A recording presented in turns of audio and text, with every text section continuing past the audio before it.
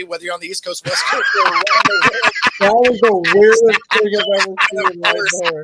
somehow Jay disappeared during the intro, which is and all of a sudden, Scott Guy showed up. I mean, that was the funniest thing that I just seen. That was awesome.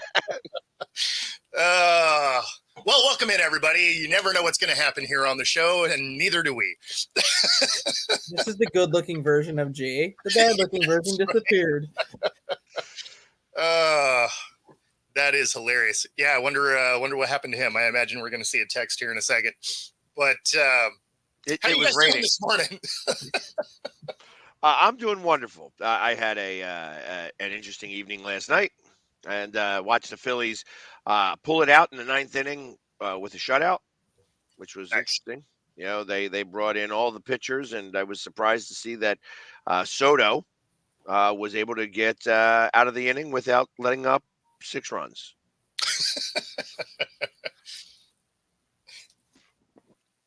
Yeah, sadly for my Mariners, they decided they didn't want to play baseball.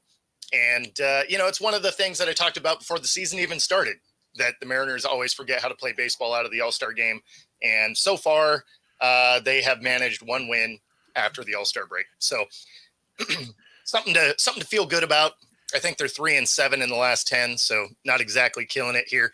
But on the plus side, Jay's Astros also suck. And so we're able to keep pace, which is nice if we're going to try and do anything. We did put why am I mind blanking the name? We just put a guy. You talking about Rodriguez?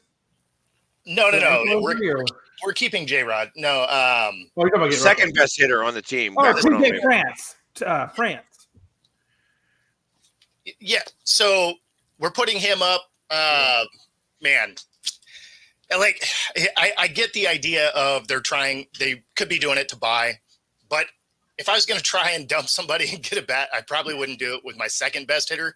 I'd probably get one of those guys that's batting like 170. I mean, I know you're not going to get anything for him, but you're just creating a roster spot, right? So let's get somebody good in there rather than one of our only productive guys. Well, I got to imagine that the reason why is that he's probably not allowed to be sent down again. Yeah, no, he can't be sent down, nor he probably wouldn't want to be either. So they put him on waivers. If he clears waivers, then the Mariners are on the hook. But, after that, anybody can pick him up if they want. Right. So basically they're saying we're moving on from you no matter what, which if they don't go find a bat means now they're sellers, because if they don't put anything in there, they've decided, hey, we're going to lose. Well, hey, there's no more perfect time for them to start to make these decisions of being sellers than when the Phillies are about to come into town. And we'll just go ahead and I'll bring my broom with me and we can sweep our way through Seattle. I mean, the way they've been playing, that is probably what's going to happen. Unless you guys are looking too far ahead, then we might snag a game. So my question to you is, where are we sitting? I'm not sure yet, because I didn't buy tickets because I wasn't sure if you were coming. So that was one of those we had to wait and see just to make sure that deal was coming through. So I'll get back to you. Yeah, I mean, I kept saying I was coming. I just had to finalize all the things. So yeah, well, now. But until those tickets are booked, it's like, Yeah, I understand. I get it. And plus, the tickets might have gone down now that they are playing post All-Star break. And do you sit on the Seattle side or the Philly side if you're together? How does that work? Oh, Seattle side, because he wants to be able to bark. Actually, it won't matter because people in Seattle know who I am. Yeah. I mean, it's not good. It will surprise you, because it surprises me still. Like how many people be like, "Man, I follow you," and I'm like, "Really? Like you follow me all the way out here in Seattle? Man, your content's great." Okay. Yeah, I mean, we all follow you, from a distance and all, but yeah, I can see you over there with that mohawk. You know what I mean? You're the one that looks like one of these things is not like the other. Uh, So, all right, Chris, I will give it the quick shout out. Hey, Derek Hall, he is he didn't make history in AAA. He made history for the Iron Pigs as he is now the all-time home run leader of AAA Iron Pigs baseball. Yay. You know what I mean? That's what happened there. Nothing spectacular. And of course, starting off with the magic trick of Jay disappearing and Stat Guy appearing. Yeah. So what are you guys gonna do there, Jay? What are the Astros planning on doing there? They gonna go find something helpful, or are they just gonna continue with the Mariners and kind of suck down the stretch here? Yeah, I haven't heard any. Well, I think we're going to still continue status quo, honestly, because I have not heard anything of them. I mean, they said they're going to look at making moves, but I have not seen a damn thing. They need to look at getting more pitching, though, because the starting pitching they have right now, as you saw the other night with the A's, Bloss is inexperienced. He got tore up last night. Verlander, I don't know what's going on with him. He's still doing his rehab stint. So we got a lot of issues with our pitching, man. Even middle relief has issues. So they really need to pick up a pitcher. I'd love to see him go get Trevor Bauer. That's not going to happen, but I'd love to see it. God knows we need him. But, yeah, pitching is really the biggest thing we need, man, and we just don't have it. Yeah. Well, and, of course, the Mariners, we lose J-Rod also to 10-day injury. So and it could be longer than that. Tough to say, but it's definitely starting there. So basically, we're trying to get rid of our second best hitter, and then we don't have our best hitter. So we're out here trying to beat teams with a team average of like a 190. So that seems like it's going to go awesome.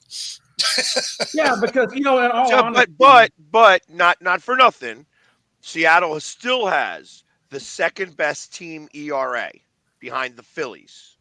Yeah. Yes. The pitching's been amazing, no question.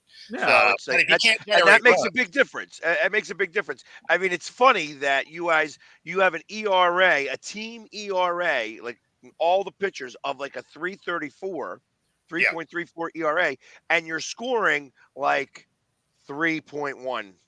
Yeah. No, exactly. So to be where you're at right now is actually pretty good. Because the problem is what happens is that when you guys lose like 8-0, that actually goes against you pretty badly because you have like your ratio of runs. Like I think you have negative. Oh, no question. Yeah, I don't know what it is today, but I mean, for most of the year, I'll tell you right now what it is. Give me a minute. Their run production's been a deficit the whole time. Because when they lose spectacularly. They're just like, hey, we're just going to come out and throw some batting. Actually, your run differential is 10. You actually have plus 10. You're a plus 10. Wow. I mean, that's going to change over the next week, but yeah. Not to change, not to say that the Rangers are literally 0. And the Astros are at 42. Plus 42, by the way. No, that makes sense because the Astros actually have good bats. It's just the pitching is struggling. It's just a pitching. If we were to blend these two teams together, it would actually be a good team. Oh, it would be. Like Kyle Tucker, like they said he's 80% right now, but they're going to wait till he's 100%. I'm like, no, hell no. Listen, 80% of Kyle Tucker is better than most of the league. Come on now. Bring this dude. We need help, damn it. Mostly in the outfield because right now we're kind of getting thinned out in our outfield a little bit. But yeah, I mean, I think we're going to be okay, but I just don't want them to do anything too drastic because we got hopefully we get Luis Garcia back at the end of the season before we go into the playoffs. That's a possibility, but I think next year we'll definitely have him back. I'm actually very amazed at the fact that the Phillies have the largest run differential in the league. I mean, it's not surprising because they are the best team in the league, but they don't like crush teams. Yeah. So, but it's 110 is the run differential, followed by the Yankees at 108. Interesting stuff. And just so that you guys know, the Mariners are 3.5 games back on the wild card. Yeah. But obviously tied with Houston. Yep. So that's the big deal. You're chasing right now the Twins and the Royals. The Houston has the tiebreaker, right? Because they at the moment. Yeah. At the moment, we still got one more series with you guys. I don't know if it's August or what, but I know it's. We still have one more series it's with you the guys. end of September. I think it's our second to last series, actually. Okay, end of September. So I mean, there's still a lot that can happen between now and then. Oh, I no don't question. know if you guys really need to be sellers. I mean, I wouldn't be sellers. I mean, you may need an extra batter here and there, maybe, but you may wind up as the seller in the cellar. I mean, that's how you played that one. Good job. Yeah, no, it's fun with puns. Here we go. But yeah, no, it's sadly they really could be, because they lose their two best bats. Obviously, the pitching's been great, but you do have to generate runs sometimes to win games. It's kind of a weird requirement. Dynamic. You got to score. You got to at least win 1-0. Who knew, right? Who knew that you had to score runs to win games? Yeah. So I don't know.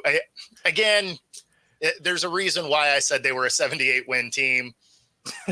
There's a real chance they still could be.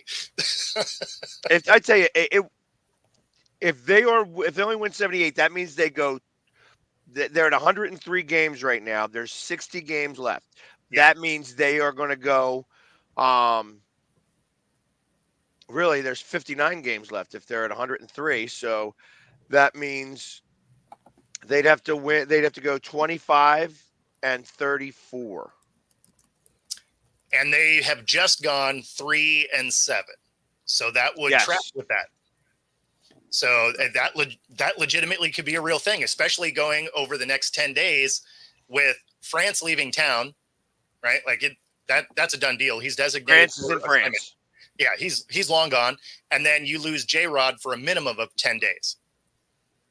And then everybody else can't see the ball. In fact, I saw a highlight this morning, but it was one of those ones that was on Instagram. So you went to save it and then it disappeared forever. But I was going to try and save it because. Don't you hate that? That's the one thing about Instagram that I cannot stand. Like you try to you hit something and you accidentally swipe down just a little smidge and everything changes. Yep, and it's gone. And you're just like, come on, man, because you're never going to find it again because you weren't paying attention. So you're just like, that would have been a great video for this morning because it was literally all of the strikeouts from the last 2 games with the Angels, and it is ugly because they're missing balls that are right down the middle. It's almost like they're playing the least fundamental baseball ever. Just pulling their head. At what point do you blame the hitting coach and the coaching? Oh, the entire time. Right. So, obviously something should change. Yes. And is it ownership not changing it? Is it the fact that they feel comfortable enough? Is Bruner is the hitting coach?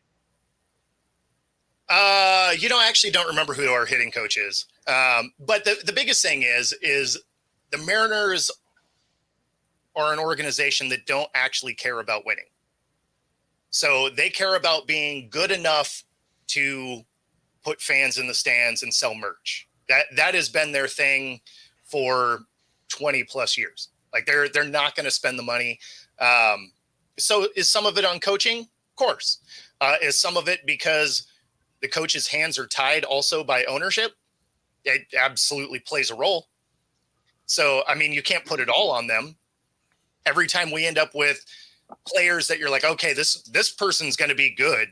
They're like, yeah, cool. You should probably go to a different team.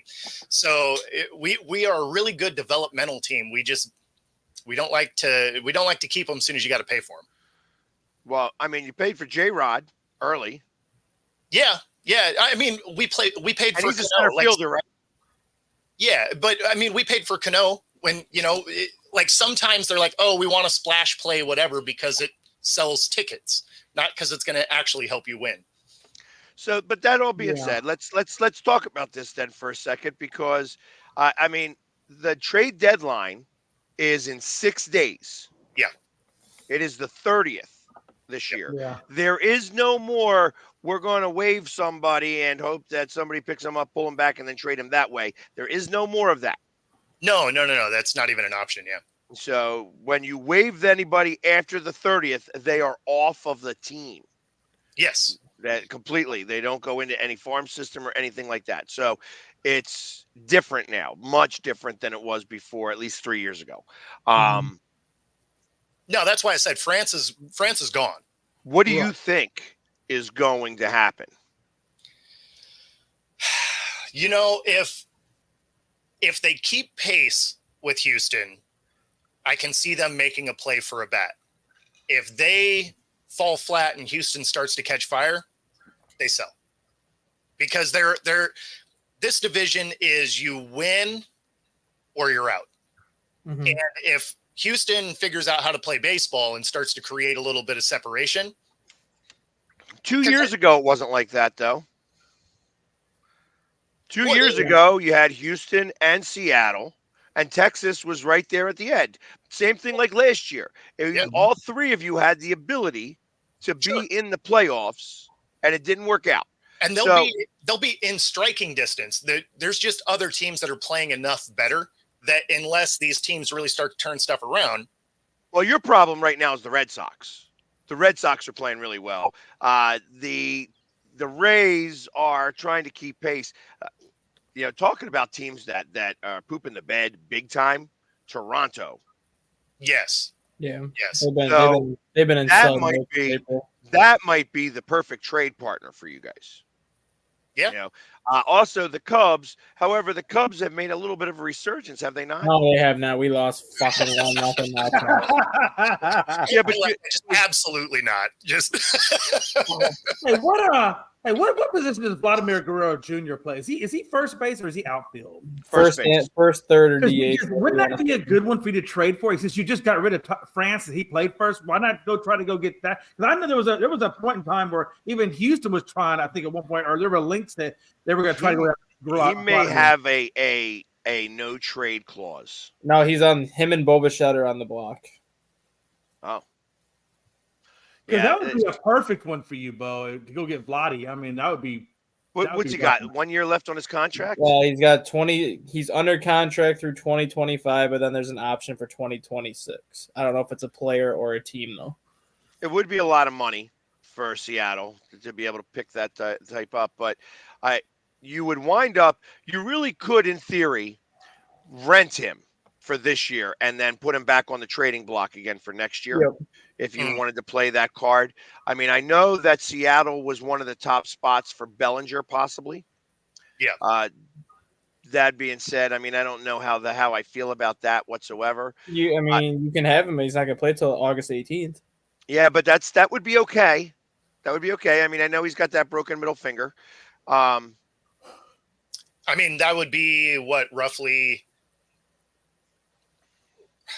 It'd be like 5 days behind when J-Rod potentially comes back.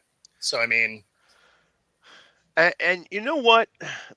After seeing not just the Pirates, who was the one that we saw before them? The guy from Oakland who did really well. I guess he was in the All-Star, wasn't he? He was the center fielder over there. Do you guys trade in division? I have not seen a trade in division. I mean, I don't know. Like, there are times where the Marlins and the Phillies are trade partners. The Nationals are not really trade partners with the Phillies because they don't like the fact that Philadelphia owns their stadium when we play them.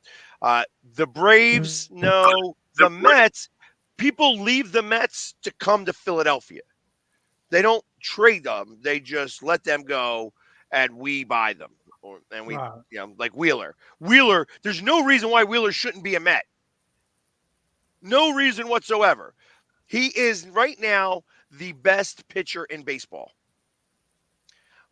Skins you could say Skins a little bit, but I don't trust Skins. He lost last night, by the way, 2-1. But it was only 2-1. So I mean, he did pitch a good game. But I mean, I feel like Skens is going to be a little bit more of a flash in the pan, Okay. But I mean, obviously the A's have a center fielder, so that center fielder is probably going to have to move to right field because you got J Rod there, and you're not going to move J Rod. You're going to move him over. But that bat would actually do pretty well. At least he's a home run hitter. You know what I mean? That's what he hits for power. He doesn't really do anything better than that. And I'm sure he's got a lot of strikeouts involved, but the Pirates are willing to move him. Mhm. The Mets may also be in the mix a little bit to try to. Well, although the Mets are in the wild card spot right now, so. But I don't think that lasts. I think that happens. Right now, there are 3 games in hand on the Mets to the Padres, and ultimately, I think that will squeeze more. The Mets ain't going to win all 3 of those games. Yeah. So the Cardinals, I still don't believe in. I think the Cardinals the Cardinals have a negative 31 run differential, and they're 5 games above 500. Yeah, that's interesting to me how that all works Cubs out. Cubs are -9 in the run differential, and they're 5 games under. That's a 10-game difference. It just means a 40 run difference for a 10-game swing. It just means that the games you're losing in a huge way. Yeah, because if you think about that, the bottom of the division is the Reds, and they have a plus 34 run differential. Yeah. So the run differential isn't always something good to ascertain in terms of how your team is playing. Mhm. I mean, if you have a negative run differential of 170, though, your team stinks. Or the White Sox at 196. Yes. Well, I said I did. That was the Rockies at 170, 193 for the White Sox because I think they won. Oh no, they lost 9 in a row. Yeah. Yeah. No, they've been getting killed. No, they actually haven't. They lost 3-2 to Texas last night. They lost 4-3 to Texas. I meant record-wise, not necessarily hits. Oh yeah, like their last 6 losses have been by 3 of their last 4 losses have been by 1 run. So it's not like they're getting killed; they just suck. But then think about this: you have the Rays. I mean, this is probably the strangest stat of they are 1 game over 500 with a minus 64 run differential. That's a lot of runs. It is a lot of runs. I mean, that means every time you lose, that means your 4th and 5th starter are getting shellacked. Yep. Oh yeah, yeah, they're getting smashed out there. You're losing games like 8-1 all the time on your 4th and 5th day. Yeah, exactly. That's how that's where that's got to be how that's working because it doesn't make any sense otherwise. I mean, I'm trying to find something that looks anywhere near that. Yeah, it's just not. Oh, Paisan! Even though you're a Cowboys fan, say it proudly. Chow chow. Hey, Bo, you know Randy Arozarena out there. In Italy, it's fine. He understands. He knows. When I say chow chow, it's hello or goodbye. Oh no, I was talking about football in general. That's why he's a Cowboys fan. But so yeah, I mean it's it's interesting to think like how this is going to start to occur here shortly. You know what I mean? Like it's only a matter of who is like they're talking about it now. Trade candidates. Yeah. There's 20 trade pitchers they're just talking about. Oh, okay. Crotchet from the White Sox. He's number 1. Crotchet, whatever his name is. He's 25-year-old starting pitcher. Got a lot of strikeouts, 3.07 ERA this year. Skubal. Yep. Yeah. First year arbitration eligible in 2025. He's 27 years old. Miller from the Athletics. I tell you, he's probably not going to get traded. I don't think Oakland can afford to trade him this year. Well, he's pre-arbitration eligible. and Yeah. that's the reason why it makes sense for them to trade him, especially going to a city where I think that ballpark holds 18,000. Something like that. Yeah. So, and they still will not sell out 50%. Blake Snell from the Giants, not $30 million a year for 5.83 ERA. Not me. No. Jack Steve Harvey Flaherty is up from there. the Tigers. That's a second pitcher on the Tigers. He's got a 3.13 ERA. 28, and he's a free agent after this year, so that's a rental. Kikuchi, is that how am I saying his name right? Yeah, Yushi Kikuchi. Yeah, look at me saying names right after Crochet. He's a free agent after this year, so it's a rental. Tyler Anderson, 2.91 ERA, free agent next year. Kenley Jansen from the Red Sox. Red Sox are in the mix. I don't know why they would trade pitching. This guy's got a 3.06 ERA, saved 19 games. So why would you trade that away? I don't know. But he's a free agent next year. He's 36 years old. Zach Eflin. That's an interesting name. He's not having the greatest year right now. He's got a 4.14 ERA. But he is a workhorse. He does get hurt sometimes. He pitched really well for the Phillies, and then he went for the money at the Rays. But he's a free agent after 2025, and it's likely that he is going to get traded. He's also set to go from 11 million this year to 18 million next year. Yep. But he's actually a pretty good pitcher. I wouldn't be surprised to see him even possibly come back for the bullpen in Philadelphia. Eric Feed from the White Fetty. Sox. Fetty. He's actually on the Astros. According to the article, he's actually on the Astros interest list. Him and Taillon are both interested. Yeah, tell you what, Jameson Taillon is making a case to be the top pitcher traded right now after what he did again last night. Yeah, and Astros need it bad, so I could see them making a possible trade for that for sure. You know, some of these projected trade options are interesting, though, because you have ESPN saying that the Mariners should try and go get Kyle Finnegan. Well, I don't know why you would need more pitching.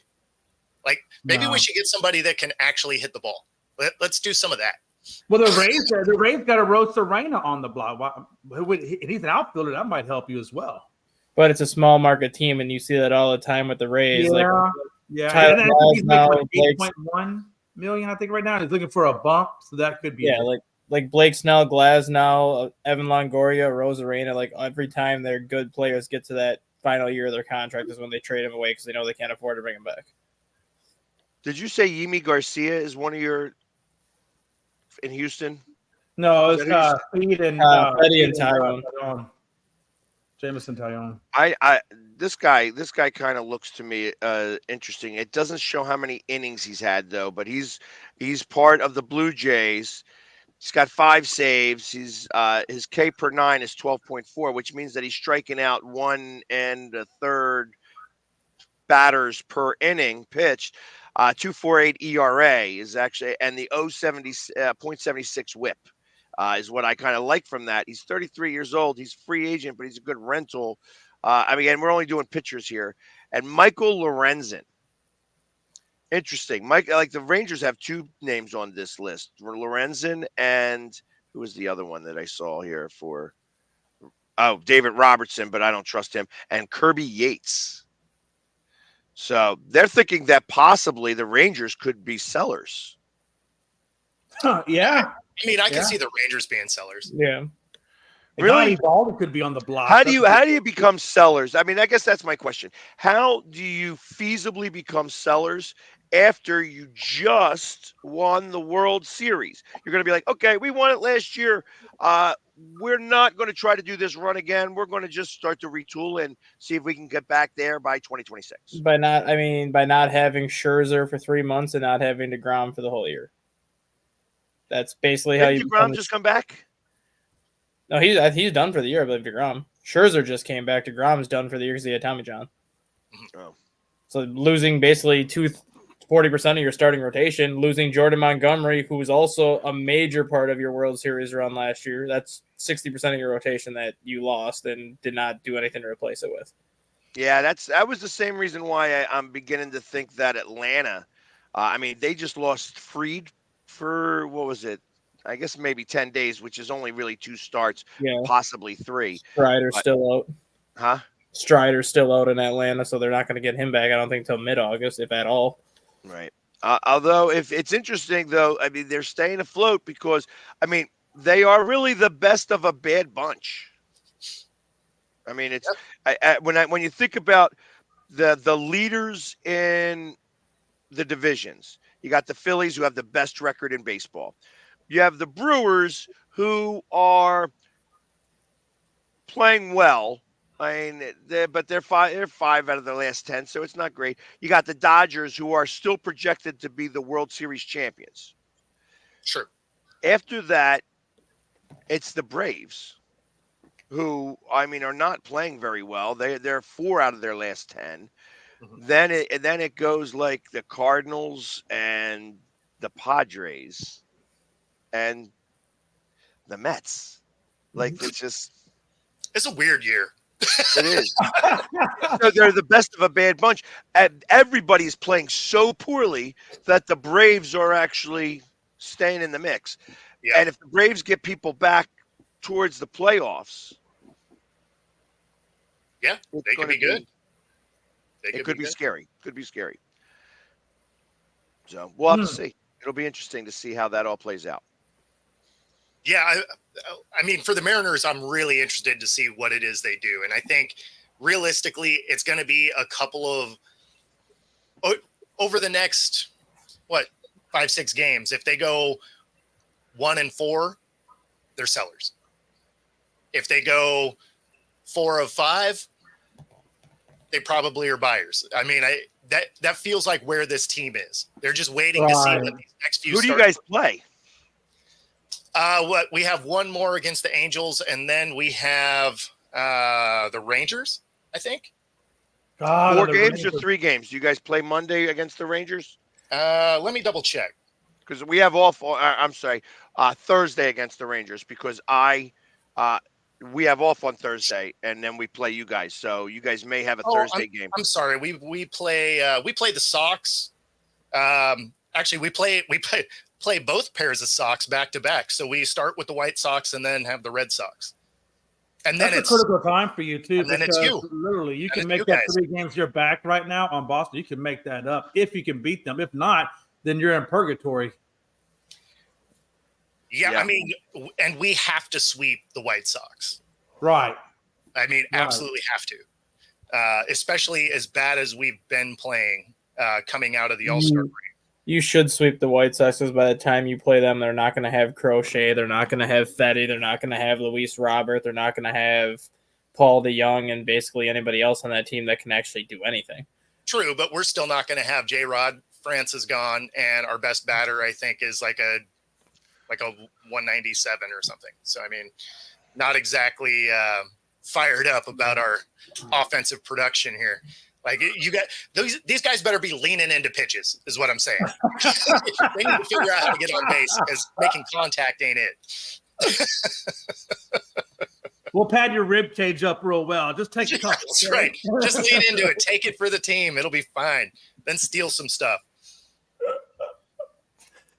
Oh man.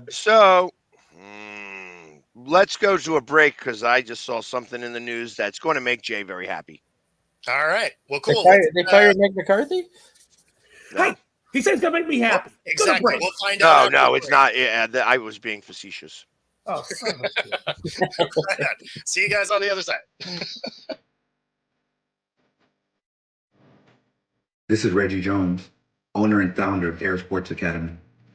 Air is based on the 4 core principles: heart, education, integrity, resiliency. AIR is about developing student athletes physically and mentally through training, mentorship, and effective marketing. We've created a platform and a blueprint for our state to shine in the brightest of lights. I created this program because it was a need for our state. We needed to have the light shine on the student athletes in our region. And now that is happening at an all-time and undeniable rate. We created a lane for the kids in our state to get their college education paid for and set their families up for future success. We created an environment where serious athletes can now come compete fearlessly. We've achieved this through our variety of elite programs. Our 6-month off-season program, where first-year starters or seasoned vets can all come develop. Our 5-on-5 program, which is all about our line. Our youth tackle program, which is the first and only youth tackle team from the state of Washington to ever win a major national championship. Our 7-on-7 program, which is ranked top 10 in the country every year. Our high school 11-on-11 club tackle program, which creates unique and much needed opportunities for our kids. Our college prep program, which allows our graduates to come back from college and prepare for the upcoming season. Our track and field program, which creates an opportunity for our young air boys and air girls to continue to get faster. In your national program, you'll see national respect, which is why when you look at recruiting boards and top player lists from around the country, you'll always find players from air on those lists. Which is why college coaches from some of the most prestigious schools around the country come into our facility to recruit our players. The Penn State, Alabama, Oregon, Stanford, Florida State, the list goes on. Our players are being recruited, offered, and committing to some of the top schools in the nation. The experience our players and families receive is second to none. We offer a competitive brand of sports at Air. We are the ball. And with that comes great responsibility. Heavy is the head that wears the crown. This is it. All We right. need to get that guy on our show. I would love to talk to him. Yep. Yeah. Yeah, I'd be interested to hear some of the stories he's got to say about some of those kids and things like that. Like he's, it's I got to imagine that it's so diverse because he's talking about young kids all the way up to high school and even college kids, and Yep. how he's got to be able to balance that in such a way. Um, but it probably makes a lot of sense on why you have like Washington and Oregon and stuff like that, teams that are out that way that have been doing really well because you need you when and I'll say it like this: when Ridley, like the school that I graduated high school from, we had a very strong Pee Wee program. And that Pee Wee program went all the way to middle school, and then middle school would take over for Ridley, and then it would go to the high school and stuff like that. And it was just a very strong program. What had happened right when I was in my last year of Pee Wees, they had to dissolve for like 3 years our Pee Wee program because we were taking in kids from an area that was considered somewhere else. They lived much closer to where we were playing, but they were in Springfield and not Folsom. So because of that, we got banned for 3 years. And think of SMU. When SMU got the the death call, they've just now are starting to get better, from that, and that's been 20 years since then, because SMU was a powerhouse for a long, long time, and then all of a sudden got that the NCAA kiss of death, and you can't respond to that. That being said, I'd be interested to talk to him about a lot of I watch that commercial all the time, obviously, Sure. and it's just impressive to me that he's able to do that in such a way that it not only helps the Pee-wees, but also goes into the middle schools and high schools and stuff like that, and even some college, and how he's able to balance that. Yeah. No, So I got lots of questions. Absolutely. I feel like it'd be a good interview. No, it would definitely be fun for sure. Yeah. What's the news you saw? What do we got? So it says right here, report: Cowboys Lamb to hold out from training camp. Yeah, I saw that. is not expected to report to training camp Wednesday with the rest of his team, sources told ESPN Adam Schefter. Lamb, who also skipped mandatory minicamp, is looking for a contract extension as he enters the final year of his rookie deal at $17.9 million. Is projected to become one of the highest paid wide receivers after earning his first All-Pro berth in 2023, scoring 12 touchdowns and 1,749 yards receiving on 135 receptions. It was nice knowing you, CeeDee Lamb. Have a nice day. That's what's going to happen. They're not going to pay this guy. You know, he they're not going to be able to pay him. They're the cap and everything. I thought that was the one guy they might pay. That's what I thought. I mean, that's the rumors I was hearing, that they were looking at possibly trading him. So they're going to have to. I mean, they can't afford that guy. I mean, if they trade him, they're full on embracing the rebuild time. Of course. I mean, I've already got that in my head that we're going to rebuild. So, I mean, that's why it doesn't really shock me. I mean, well, yeah, but you try and look at it logically, and that is not the Cowboys. So that is not what they do there. I understand. Well, you're right, and it's not. I mean, again, that when they gave all those three big contracts to Cooper and Zeke and them, they really set themselves back big time with those contracts, and that's what they're happening right now. Yep. You know, I mean, and if you get rid of CeeDee Lamb, why even hold on to it or pay Dak? I mean, if you're going to go to rebuild, just go for a rebuild. I mean, well, I don't think they're keeping Dak just because he destroys their cap the next 2 years anyway. So then what? You're going to defer that? You're going to sign him to another big deal so that he ruins your cap for the next decade? Like, that probably doesn't make sense. So I could see letting him go.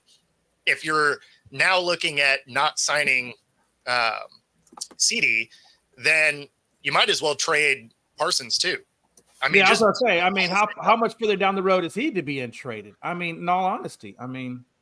Plus, you're gonna get rid of your coach regardless, so you might as well just start this dumpster fire early and just make his last year as a Cowboys coach look as bad as we assumed it was going to be anyway. Yeah, he'll leave worse than when he first got here. So, I mean, the question is when they do let him go, who are they gonna bring in to replace? Oh no, it's Zimmer. They're just. God, you really think that's gonna? God, I wouldn't even worse that on my worst enemy, Ricky Bobby. What the heck? Just for the entertainment value, that's what it's got to be. I'm telling you, man. I see purgatory written all over this. Well, I see, like Wayne Kiffin. Is that what it is? Is that who it was? The little fat bully guy who was the coach for a minute. Yeah, I mean, that's what I feel. I feel like that's what's coming. You guys are going into. I thought it was going to happen last year. I believe it will happen this year. Now, I was a year ahead, and it didn't come to fruition, but it's going to come to fruition this year. You guys are too much of a mess, and it's you guys. I agree. Yeah, I totally agree with that. I mean, and it's not hard to see we're a mess. Hell, look around. Well, now that they're not getting these things done, I think it just becomes a distraction. So I think you guys are going to be worse than I originally thought you were going to be. And I didn't think you were going to be great, but I think there's enough off the field stuff happening at this point that it'll be a problem. Some of it's going to trickle. Yeah, exactly. And it's, and I just get so upset when I think about how the Cowboys are going to stink this year. It's okay because you know what? At the end of the day, you're going to go out there and play pretty good and still not get a damn thing. So it's okay. Fuck it. Keep believing that. Because when we do, I'm setting a bag of poop and just going to have somebody sit it on your doorstep and then light the bag on fire. So when you come out and you step on it, you're stepping in shit. That's just wrong. Now, why would you wish that on me? Just send him a bunch of Eagles. You know what I'm going to do? I'm going to tell Mel, hey, Mel, please go check the door before I do. She'll take one for the team. She's good.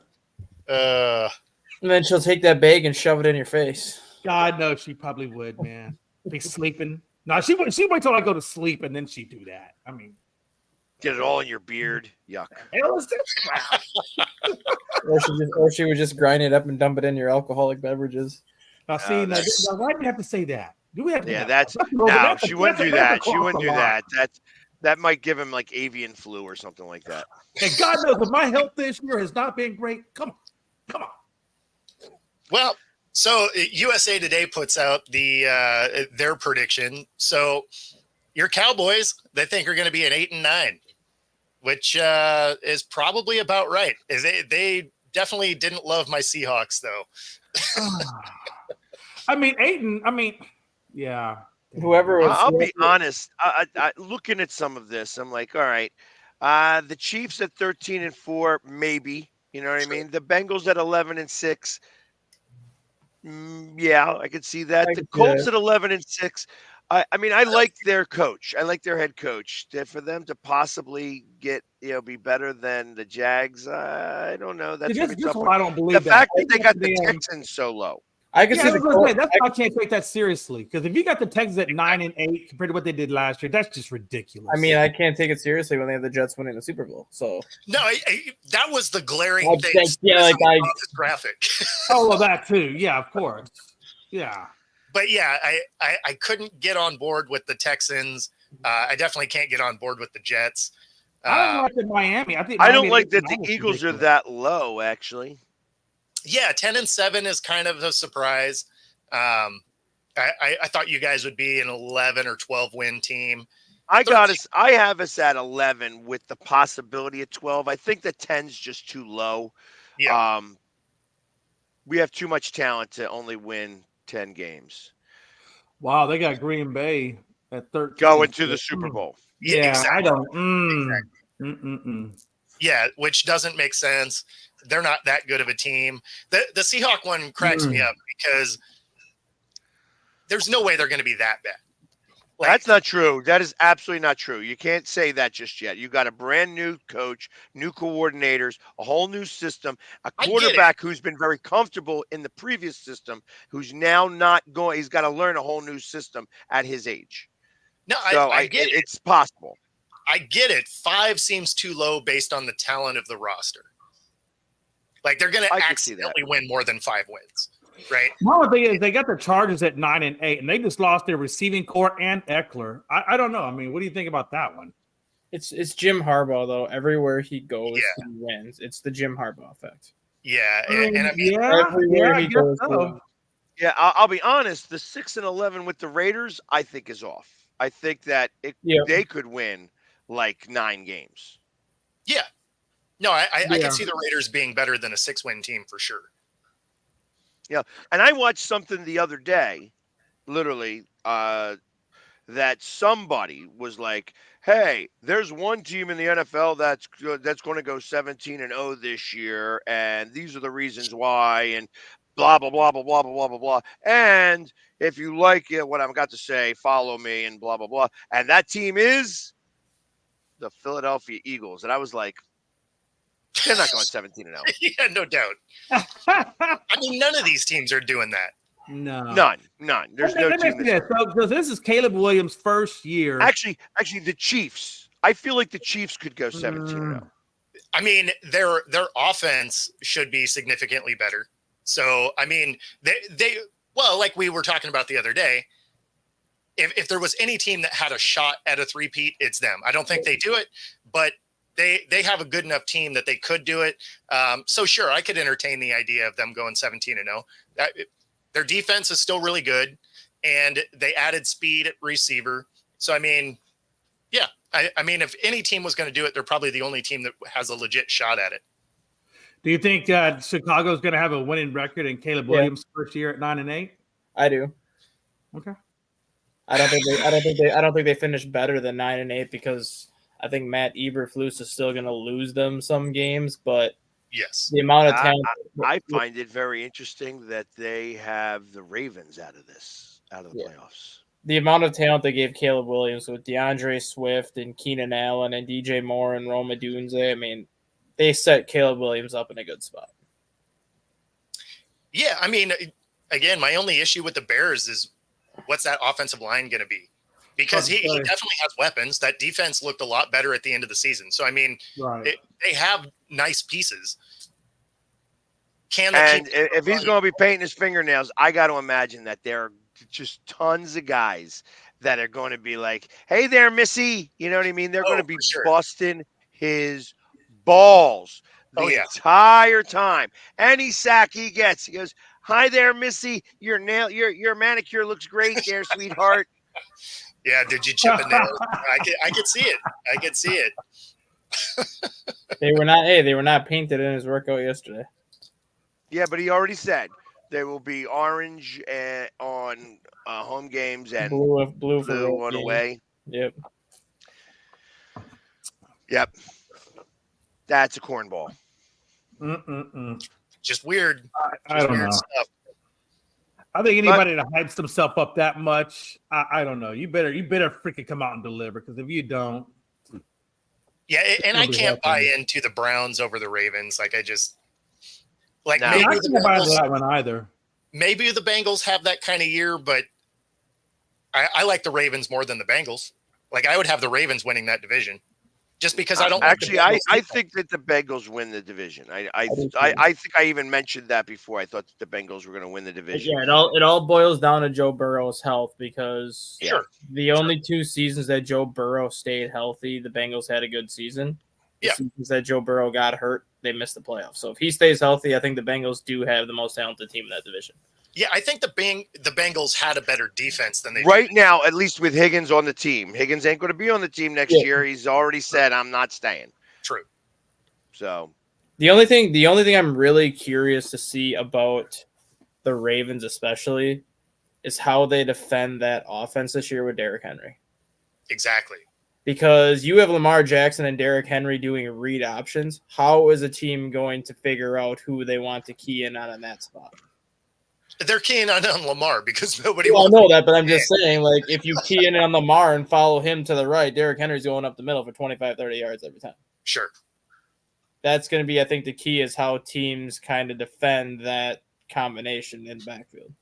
Because if they can control the clock with Derrick Henry and Lamar Jackson, their defense is good enough where they're not going to need to score more than 20, 21 points per game. They can just kind of hold the ball, take as much time off the clock as they need to, and just make sure they're getting to like that 20, 21 point mark. Well, their defense isn't as good as you it was. see a last lot year. of reverses happening. Was that what you're talking about? There's a lot of reverses happening there. I don't Or- think I think it'll be like a lot of read options, like a lot of like Lamar Jackson gives it to Derrick Henry or vice versa. They line Derrick Henry up in straight wildcat and just kind of confuse the defense with a lot of different looks, because this will be the first time in Derrick Henry's career where he's not going to be the focal point of an offense. True. He's not going to be the focal point of carrying the football 35, 40 times a game, because you still have Lamar Jackson who's going to run it 10 to 15 times a game, which means Henry might only get 20 carries. Yeah, but he runs it 10 to 15 times a game because he's going back to pass and he can't find anybody open. Yeah. So that's the biggest difference, which means that if he's going back to pass, Derrick Henry isn't the greatest of blockers. He also does not have the greatest of hands. So like that's one of those things where you're going to be pitching the ball to him sometimes, because I feel like that's what you're doing here. Mhm. You are running to the right to look like you're about to pass and then kind of throwing it back to him a little bit. You know what I mean? So that means he's got to catch the ball and then do everything that he does. He needs it in here. Yeah. That's Needs to be where creative. he gets it. He's never been somebody who caught the ball out of the backfield. I just think if teams can kind of defend that, I think the Ravens are going to be more one-dimensional. But that's, I think, the first 5-6 weeks of the year, how teams defend their offense, I think will be the key. Because if they get off to like a 4-1, even 5-0 start based on how they get defended, they can play 500 football the rest of the year and finish 12-5 and win that division. You know, hey, Stat Guy, so the Bengals got the 21st ranked offensive line. Do you really think that Burrow can stay healthy the whole season? The year that they went to the Super Bowl, their offensive line was like 28th. Okay. It's just a matter of even if you have a bad offensive line, it's not a matter of that. It's a matter of how hard you're getting hit. Because there's times where, if you're not blocking, you're going to get hit pretty damn hard. yes and no, because there's times where Joe Burrow has like 5 seconds to pass and he can't get a pass off, so he kind of just backs his way into a sack and he takes the sack, and that still counts against your offensive line stats. Last year he got killed. Last year he got lit up. Yeah. Yeah. I thought it was interesting because the Bears got the 11th ranked offensive line, according to PFF.com. Yeah, Right. I mean, they did sign some good offseason pieces for that offensive line. They're rumored to be in the mix. Who's number one? Who's number one on the offensive line list? Detroit Lions. You got Yeah, an number Eagles two? will come in at number 2. Okay. Lions. Interesting. Some of Interesting them because how you know that the Lions have like 2 guys from the Eagles on their offensive line. Oh yeah, absolutely. So Yeah. that's Hey, and they started to Rob, take yeah. some of that playbook away from the Eagles in terms of, hey, build from the trenches on. That's how you win championships. That's true though. Yeah. Short of a ridiculous quarterback. You know what I mean? A ridiculous quarterback changes some of that. That's because they have a good defensive line. They have a good defensive line in Kansas City, but that's just because Chris Jones. You take Chris Jones out of the mix, and that defensive line isn't as great. So Absolutely. never know. They got Dallas's offensive line ranked at 10, but I don't know. Because they're gonna put Guyton in there, that rookie they got, and they lost Guys, didn't they? I was gonna say, Yeah, they've lost quite a few guys, honestly. I think the only one they really got left is Martin, and they got Martin's only really good when they have left. They got Steele, but Steele is not very all. I don't like Steele. He lets a lot go by him. I mean, the PFF rankings are always kind of not wonky. Yeah. A lot of their numbers don't make a lot of sense. Exactly. If they were consistent, I wouldn't hate it. But sometimes you'll look at it and be like, oh, okay, yeah, the eye test kind of matches this. That makes sense. And then other times it'll be like that where it's, your line is not the 11th best line. Let's be honest. Right. And Seattle, they had last, right? Dead last as far as offensive line. Or at least they did 2 months ago. Maybe it changed, but that offensive line isn't going to be that bad. But if you're basing it off of last year where the entire line was hurt, sure. Yeah, they're going to look terrible. So PFF is always just kind of a weird ranking system most of the time. But yeah. But at the same time, gives us something to talk about because you talk about how we agree with it or talk about how it makes absolutely no sense. Exactly. I mean, yeah. With my Cowboys, I have a hard time. It's going to be it's going to be a horrible year. I am actually happy that they picked Minnesota to go 5-12 though. Yeah. One more win than you were thinking? No, because anything better than that is going to be considered kind of a decent season, and it gives them something to build off of. Versus if they're predicted to go like 7-10, 8-9, and they go 5-12, then you're looking at now you're in a full blown rebuild. As opposed to if you go 5-12 and finish 7-10, you might be maybe this team isn't as far off as they think they are. So you want the undercommit and over deliver approach? Yeah. I mean, you always want to do that. Yeah, I mean, especially when you go from a guy like Kirk Cousins, who you've had there for 7 years, and now you're basically giving in Sam Darnold for a year and then going to J.J. McCarthy. I'd rather be predicted to finish with less wins and then finish with more wins, because then you kind of put yourself in a position like maybe Sam Darnold is good enough to keep you for a couple. If Sam Darnold goes 8-9 this year, now you're looking at a situation like maybe it's worth keeping Sam Darnold around another year and let McCarthy sit one more year. Versus if you go 5-12, it's like, well, time to go with McCarthy. Yeah. And that gets us to the top of the show. Cruises right along. If you are watching on YouTube, be sure to like and subscribe. And of course, if you're on Roku, stay tuned, especially for the 1 o'clock hour.